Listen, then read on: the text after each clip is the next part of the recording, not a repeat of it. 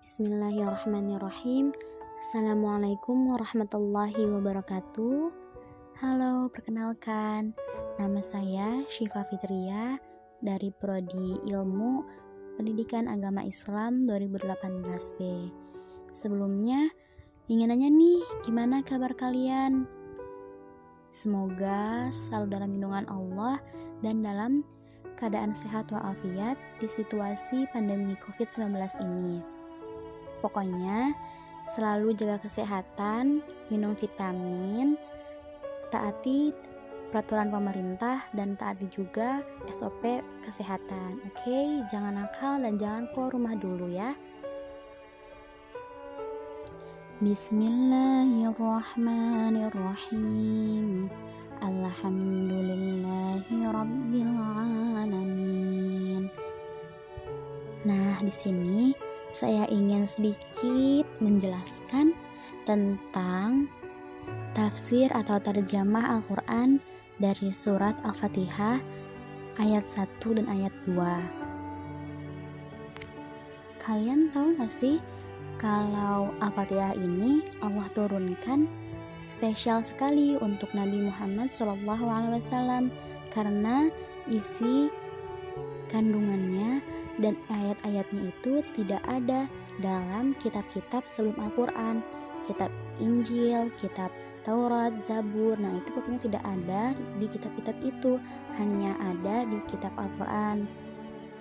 Al-Fatihah juga memiliki nama-nama atau sebutan yang lainnya loh, seperti Ummul Kitab, Ummul Quran, Asbagul Mathani, Asyifa, Ad-Du'a, dan yang lainnya.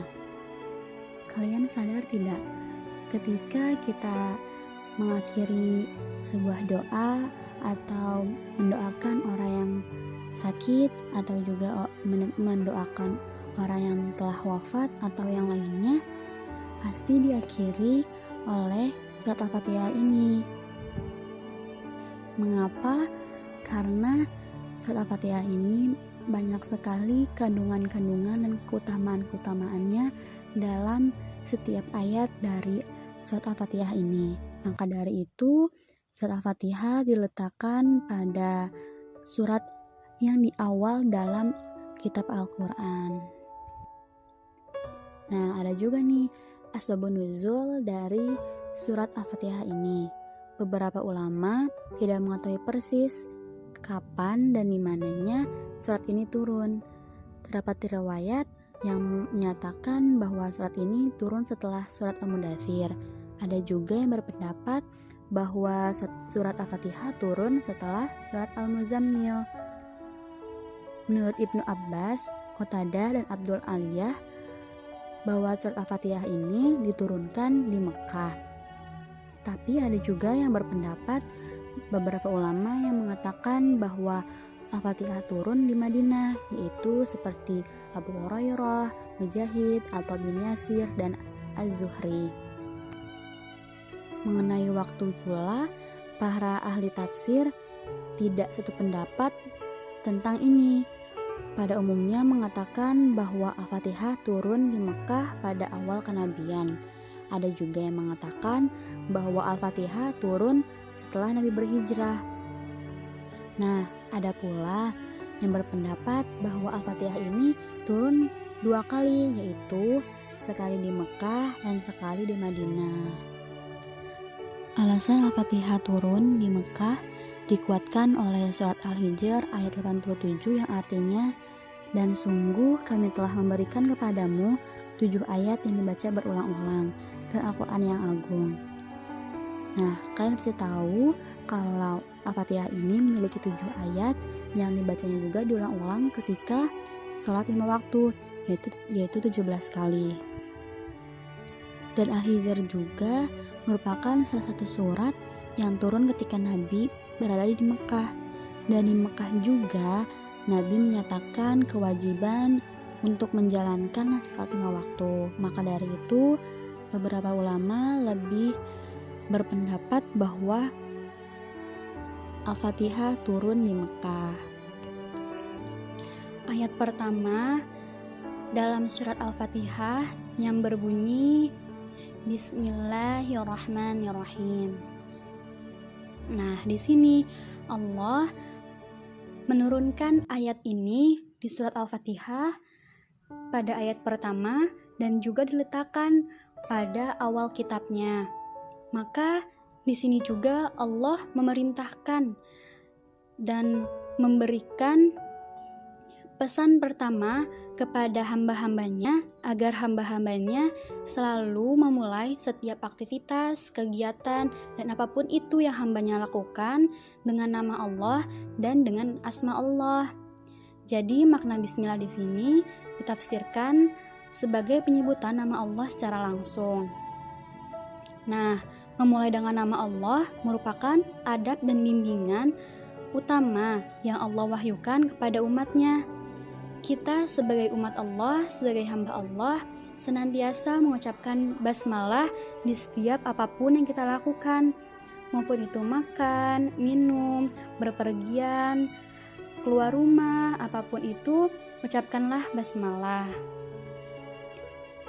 Karena tidak ada manusia yang mengucapkan basmalah tetapi melakukan hal yang tidak Allah sukai. Contohnya, ia ingin minum dengan mengucapkan basmalah. Tidak mungkin orang itu meminum minuman yang haram maupun minuman yang tidak Allah izinkan. Maka setiap kita mengucapkan basmalah, pasti kita langsung terikat dan mengingat Allah.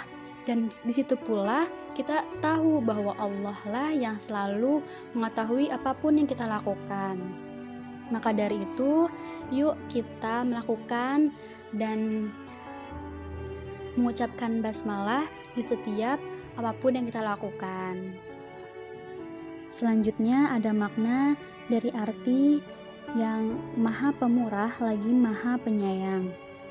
Dua nama ini menunjukkan bahwa Allah memiliki kasih yang sangat luas dan besar, mencangkup seluruh hal yang ada di dunia ini.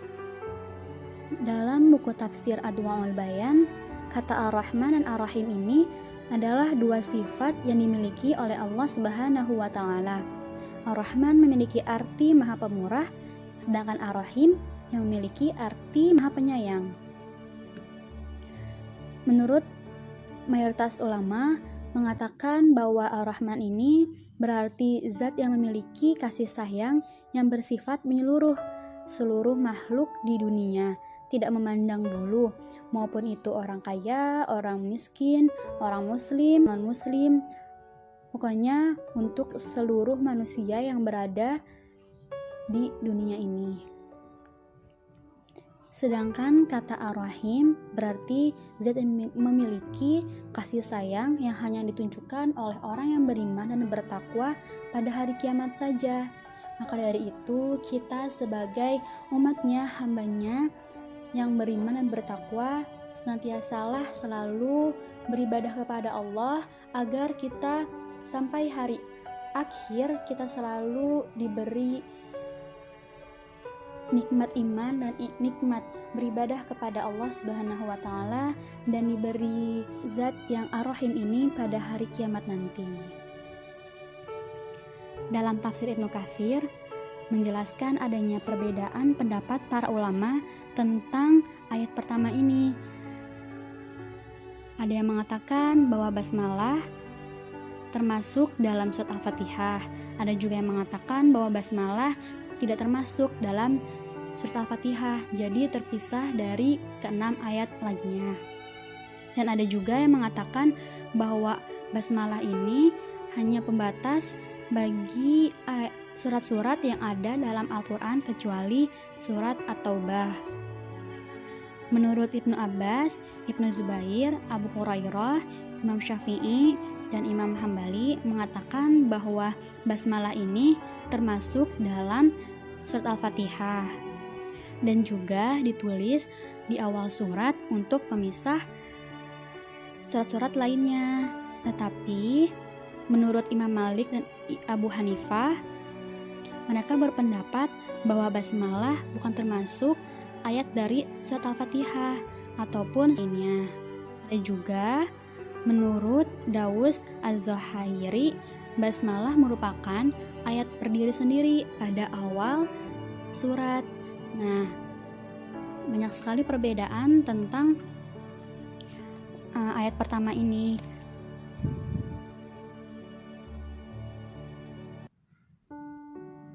Tetapi mayoritas ulama mengatakan dan setuju bahwa Al-Fatihah ini, basmalah ini merupakan surat pertama dalam Al-Fatihah.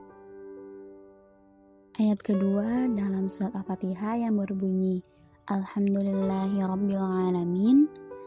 Nah, dalam tafsir Ibnu Katsir, menurut Abu Ja'far mengatakan Alhamdulillah berarti syukur kepada Allah, bukan kepada lainnya ataupun kepada makhluk yang telah Allah ciptakan. Sedangkan menurut Ibnu Jarir, beliau mengatakan bahwa Alhamdulillah di sini merupakan pujian kepada Allah semata, yang juga terdapat kandungan yaitu perintah untuk hambanya agar memuji kepadanya. Nah, ada juga nih menurut buku tafsir Adwaul Bayan, pada ayat Alhamdulillah ini Allah tidak menyebutkan keterangan waktu ataupun keterangan tempat untuk pujian yang ditunjukkan kepada Allah. Berbeda dengan surat Ar-Rum yang disebutkan di situ ada pujian yang di langit dan di bumi. Dalam kata Rabbil Alamin, Allah tidak menjelaskan apa yang dimaksud alam semesta ini, tetapi dijelaskan di surat yang lainnya, yaitu surat Asy-Syu'ara ayat 23-24 yang artinya Fir'aun bertanya, siapa Tuhan semesta alam itu? Musa menjawab, Tuhan pencipta langit dan bumi dan apa-apa yang di antara keduanya. Nah, di sini sebagian ulama berkata alamin berarti alam yang dibentuk dari alamah yang berarti tanda. Maka dari itu tidak diragukan lagi bahwa adanya alam ini merupakan tanda bukti kekuasaan oleh Allah Subhanahu wa taala yang telah menciptakan alam dunia ini. Untuk kalian, ucapkanlah basmalah di setiap kegiatan kalian, dan setelahnya ucapkanlah hamdalah. Karena di setiap kegiatan kita menginginkan Allah meridhoi kegiatan kita tersebut, dan setelahnya kita mengucapkan hamdalah karena di kegiatan tersebut banyak sekali nikmat Allah yang telah Allah berikan kepada kita, maupun itu di dunia dan nanti di akhirat. Alhamdulillahirrabbilalamin. Terima kasih untuk kalian yang sudah menyimak apa yang telah saya sharingkan ke kalian. Semoga bermanfaat untuk kalian ya. Dan sebelumnya mohon maaf juga jika ada kata-kata yang masih salah dan ataupun ilmu saya yang masih kurang. Intinya terima kasih banyak dan jangan lupa like, komen, dan subscribe. Terima kasih. Wassalamualaikum warahmatullahi wabarakatuh.